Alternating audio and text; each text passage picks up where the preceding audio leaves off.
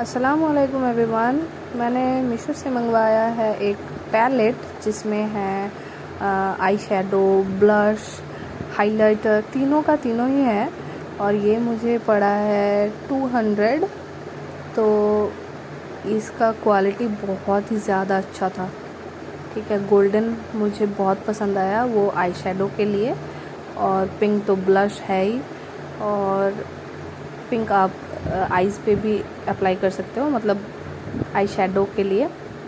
और हाइलाइटर भी है, अच्छा सा पिगमेंटेड भी है, बहुत ही अच्छा क्वालिटी है। मैं तो यूज़ कर रही हूँ, मुझे बहुत पसंद आया।